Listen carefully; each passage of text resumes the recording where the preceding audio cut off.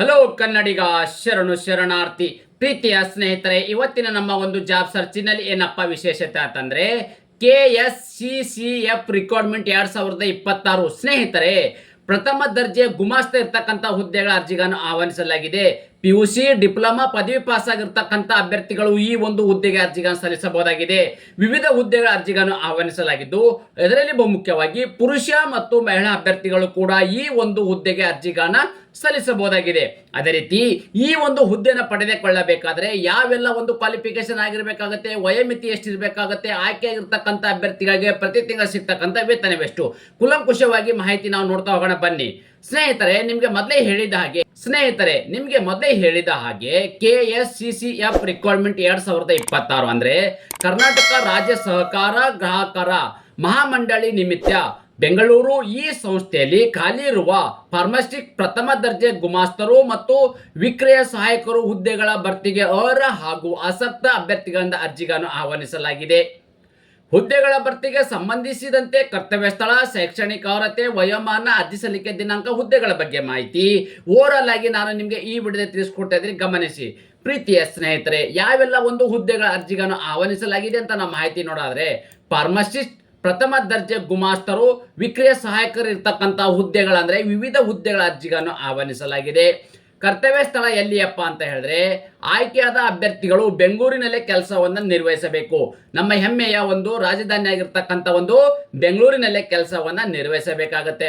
ಅದೇ ರೀತಿ ಖಾಲಿ ಇರ್ತಕ್ಕಂಥ ಹುದ್ದೆಗಳ ಸಂಖ್ಯೆ ಎಷ್ಟು ಅಪ್ಪ ಅಂತಂದ್ರೆ, ಒಟ್ಟು ಇಲ್ಲಿ 34 ಹುದ್ದೆಗಳ ಅರ್ಜಿಗಳನ್ನು ಆಹ್ವಾನಿಸಲಾಗಿದೆ. ಒಟ್ಟರಿರ್ತಕ್ಕಂಥ ಹುದ್ದೆಗಳು ಎಷ್ಟು? 34 ಹುದ್ದೆಗಳ ಅರ್ಜಿಗಳನ್ನು ಆಹ್ವಾನಿಸಲಾಗಿದೆ. ಅದೇ ರೀತಿ ಹಾಗಾದ್ರೆ ಯಾವೆಲ್ಲ ಒಂದು ಹುದ್ದೆಗಳನ್ನ ಕರೆದಿದ್ದಾರೆ, ಆ ಹುದ್ದೆಗೆ ಅನುಗುಣವಾಗಿ ಎಷ್ಟು ಸಂಖ್ಯೆಗಳ ಹುದ್ದೆಗಳನ್ನ ಇಲ್ಲಿ ಕಾಲ್ಫಾರ್ಮ್ ಮಾಡಿದ್ದಾರೆ ಅಂತ ನಾವು ಮಾಹಿತಿ ನೋಡಿದ್ರೆ, ಫಾರ್ಮಸ್ಟಿಕ್ ಇರ್ತಕ್ಕಂಥದ್ದು ಎಷ್ಟು? 7 ಹುದ್ದೆಗಳಿರ್ತಕ್ಕಂಥದ್ದು. ಪ್ರಥಮ ದರ್ಜೆ ಗುಮಾಸ್ತ ಇರ್ತಕ್ಕಂಥ 10 ಹುದ್ದೆಗಳ ಅರ್ಜಿಗಳನ್ನು ಆಹ್ವಾನಿಸಲಾಗಿದೆ. ವಿಕ್ರಯ ಸಹಾಯಕರು ಇರ್ತಕ್ಕಂಥದ್ದು 17 ಹುದ್ದೆಗಳು. ಒಟ್ಟು ಇಲ್ಲಿ 34 ಹುದ್ದೆಗಳ ಅರ್ಜಿಗಳನ್ನು ಆಹ್ವಾನಿಸಲಾಗಿದೆ. ಸ್ನೇಹಿತರೆ, ಅದೇ ರೀತಿ ಮುಖ್ಯವಾಗಿ ಏನಪ್ಪಾ ಅಂದ್ರೆ, ಈ ಒಂದು ಹುದ್ದೆನ ಪಡೆದುಕೊಳ್ಳಬೇಕಾದ್ರೆ ಯಾವೆಲ್ಲ ಒಂದು ಕ್ವಾಲಿಫಿಕೇಶನ್ ಆಗಿರ್ತಕ್ಕಂಥ ಅಭ್ಯರ್ಥಿಗಳು ಯಾವ ಒಂದು ಹುದ್ದೆಗೆ ಅರ್ಜಿಗಳನ್ನು ಸಲ್ಲಿಸಬಹುದು ಅಂತ ನಾವು ಮಾಹಿತಿ ನೋಡಾದ್ರೆ, ಶೈಕ್ಷಣಿಕ ಅರ್ಹತೆಯನ್ನು ಗಮನಿಸೋಣ. ಮಧ್ಯದಾಗಿ ಇಲ್ಲಿ ಫಾರ್ಮಸಿಸ್ಟ್ ಇರ್ತಕ್ಕಂಥ ಹುದ್ದೆಗೆ ಸಂಬಂಧಪಟ್ಟ ಅಭ್ಯರ್ಥಿಗಳು ಡಿಪ್ಲೊಮಾ ಇನ್ ಫಾರ್ಮಸಿ ಪರೀಕ್ಷೆಯಲ್ಲಿ ತೇರ್ಗಡೆ ಹೊಂದಿರಬೇಕು. ಅಂದ್ರೆ ಡಿಪ್ಲೊಮಾ ಇನ್ ಫಾರ್ಮಸಿ ಕ್ವಾಲಿಫಿಕೇಶನ್ ಆಗಿರ್ತಕ್ಕಂಥ ಅಭ್ಯರ್ಥಿಗಳು ಫಾರ್ಮಸಿಸ್ಟ್ ಹುದ್ದೆಗೆ ಅರ್ಜಿಗಳನ್ನು ಸಲ್ಲಿಸಬಹುದಾಗಿದೆ. ಅದೇ ರೀತಿ ಪ್ರಥಮ ದರ್ಜೆ ಗುಮಾಸ್ತರು ಇರ್ತಕ್ಕಂಥ ಹುದ್ದೆಗೆ ಸಂಬಂಧಪಟ್ಟ ಅಭ್ಯರ್ಥಿಗಳು ಯಾವುದೇ ಪದವಿಯಲ್ಲಿ ತೇರ್ಗಡೆ ಹೊಂದಿರಬೇಕು. ಅದು ಅಂದ್ರೆ ಯಾವುದಾದ್ರೂ ಒಂದು ಪದವಿಯನ್ನು ನೀವು ಪಾಸ್ ಆಗಿರ್ತಕ್ಕಂಥ ಅಭ್ಯರ್ಥಿಗಳು, ಅಂದ್ರೆ ಎನಿ ಡಿಗ್ರಿ ಪಾಸ್ ಆಗಿರ್ತಕ್ಕಂಥ ಅಭ್ಯರ್ಥಿಗಳು ಈ ಒಂದು ಹುದ್ದೆಗೆ ಅರ್ಜಿಗಳನ್ನು ಸಲ್ಲಿಸಬಹುದಾಗಿದೆ.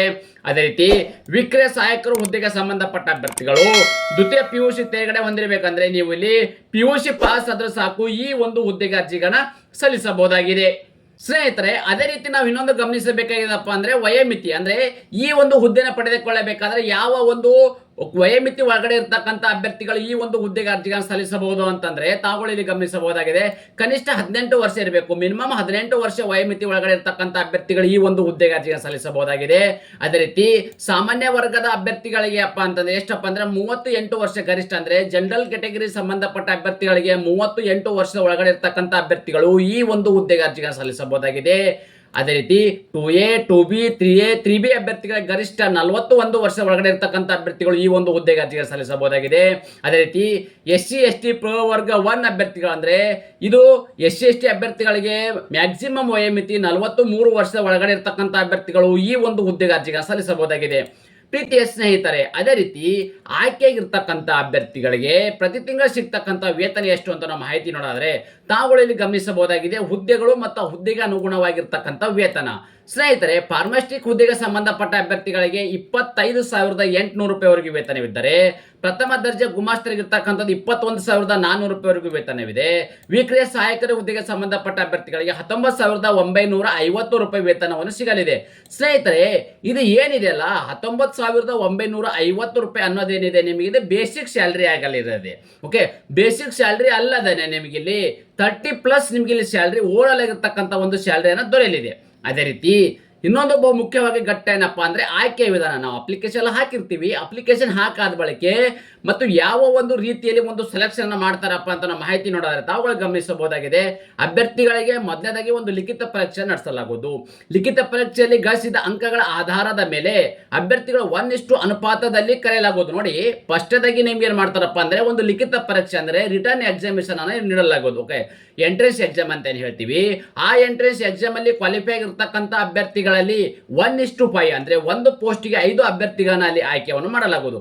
ಅದೇ ರೀತಿ ಗರಿಷ್ಠ 15 ಅಂಕಗಳನ್ನು ನಿಗದಿಪಡಿಸಲಾಗುವುದು. ಓಕೆ, ಸೊ ಅಭ್ಯರ್ಥಿಯು ಲಿಖಿತ ಪರೀಕ್ಷೆಯಲ್ಲಿ ಪಡೆದ ಅಂಕಗಳ ಶೇಕಡಾವಾರು 85ಕ್ಕೆ ಇಳಿಸಿ ಮತ್ತು ಸಂದರ್ಶನದಲ್ಲಿ ಗಳಿಸಿದ ಅಂಕಗಳನ್ನು ಒಟ್ಟುಗೂಡಿಸಿ ಪಡೆಯಲಾದ ಒಟ್ಟು ಅಂಕಗಳ ಆಧಾರದ ಮೇಲೆ ಮೆರಿಟ್ ಲಿಸ್ಟ್ ಅನ್ನು ಸಿದ್ಧಪಡಿಸಿ ಮೆರಿಟ್ ಆಧಾರದ ಮೇಲೆ ಅಭ್ಯರ್ಥಿಗಳ ಮೀಸಲಾತಿಯನ್ನು ನಿಯಮವನ್ನು ಅನುಸರಿಸಿ ಅಭ್ಯರ್ಥಿಗಳ ಆಯ್ಕೆಯನ್ನು ಮಾಡಲಾಗುವುದು. ಸ್ನೇಹಿತರೆ, ನೀವೇನು ಎಕ್ಸಾಮ್ ಬರೆದಿರ್ತೀರಿ ಆ ಎಕ್ಸಾಮ್ ಅಲ್ಲಿ ಗಳಿಸಿರ್ತಕ್ಕಂಥ ಏನು ಪರ್ಸೆಂಟೇಜು ಮತ್ತು ನಿಮಗೆ ಸಂದರ್ಶನದಲ್ಲಿ ಗಳಿಸಿರ್ತಕ್ಕಂಥ ಏನು ಪರ್ಸೆಂಟೇಜು, ಇವೆರಡವನ್ನು ನಿಮಗೆ ಇಲ್ಲಿ ಪ್ಲಸ್ ಮಾಡಿ ಹೆಚ್ಚು ಮೆರಿಟ್ ಅನ್ನು ತಗೊಂಡಿರ್ತಕ್ಕಂಥ ಅಭ್ಯರ್ಥಿಗಳನ್ನ ಮತ್ತು ಇಲ್ಲಿ ಇನ್ನೊಂದೇನಪ್ಪ ಅಂದ್ರೆ ಕೆಟಗರಿ ಆಧಾರದ ಮೇಲೆ ಅಭ್ಯರ್ಥಿಗಳನ್ನ ಮೆರಿಟ್ ಲಿಸ್ಟ್ ಅನ್ನು ಸಿದ್ಧಪಡಿಸಲಾಗುವುದು. ಮೆರಿಟ್ ಲಿಸ್ಟ್ ದಲ್ಲಿ ಕ್ವಾಲಿಫೈ ಆಗಿರ್ತಕ್ಕಂಥ ಅಭ್ಯರ್ಥಿಗಳನ್ನ ಮಾತ್ರ ನೇಮಕಾತಿ ಮಾಡಲಾಗುವುದು. ಸ್ನೇಹಿತರೆ, ಇನ್ನೊಂದು ಮುಖ್ಯವಾಗಿ ಏನಪ್ಪಾ ಅಂದ್ರೆ ಅರ್ಜಿ ಸಲ್ಲಿಕೆ ವಿಧಾನ ಹೇಗಪ್ಪ ಅಂತಂದ್ರೆ ಅಭ್ಯರ್ಥಿಯು ಈ ಹುದ್ದೆಗೆ ಆನ್ಲೈನ್ ಮೂಲಕವೇ ಅರ್ಜಿಗಳನ್ನ ಸಲ್ಲಿಸಬೇಕು. ಈ ಆನ್ಲೈನ್ ಮೂಲಕ ಅರ್ಜಿ ಸಲ್ಲಿಸಬೇಕಾದ್ರೆ ನನ್ನ ಯೂಟ್ಯೂಬ್ ಅಲ್ಲಿ ಡಿಸ್ಕ್ರಿಪ್ಷನ್ ಬಾಕ್ಸ್ ಅಲ್ಲಿ ನಿಮಗೆ ಒಂದು ಲಿಂಕ್ ಅನ್ನ ಕೊಟ್ಟಿರುತ್ತೇನೆ. ಆ ಲಿಂಕ್ ಮೇಲೆ ಕ್ಲಿಕ್ ಮಾಡೋ ಮೂಲಕ ನೇರವಾಗಿ ತಮ್ಮ ಅರ್ಜಿಗಳನ್ನ ಸಲ್ಲಿಸಬಹುದಾಗಿದೆ.